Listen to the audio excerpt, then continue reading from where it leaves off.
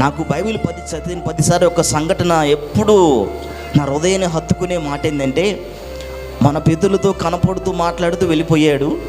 ఆయన అన్నాడు, నీవే నాకు ఆలయం అన్నాడు. ఆమె ఎంత పరిశుద్ధంగా దీన్ని కాపాడుకుంటావో అంత ఆశీర్వాదం నీలో నుంచే పుట్టుకొని వస్తుంది. ఇది కలబశం అయిపోతే ఆశీర్వాదాన్ని నువ్వు పొందలేవు దేవుని బిడ్డ. ఇది కలబశం అయిపోతే దేవుడు ఆశించిన ఆశీర్వాదాన్ని నువ్వు కల్లారా పోగొట్టుకుంటున్నావు నీ ఆత్మీయ జీవితంలో.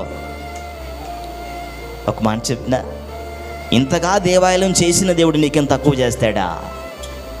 నువ్వు ఆయన తక్కువ అంచనా వేసావు, అందుకే తక్కువ ఉండిపోయావు. దేవుని చిన్నంచినగా చేసుకున్నావు అనుకో, చిన్నగానే ఉంటావు. ఆయన పెద్దగా చూస్తే పెద్దగానే ఉంటావు. దేవునికి మహిమ కలుగును గాక. అది నిన్ను బట్టే జరుగుతుంది, పక్కవారిని బట్టి కాదు నా దేవుని బిడ్డ. ఆత్మీయ జీవితంలో ఇప్పుడు ఇది అనుభవంలో ఉండగలుగుతావో నీ ప్రాణాత్మ దేహాలు నా యేసుకు సొంతమైపోతాయి. ఆమేన్, హల్లెలూయా.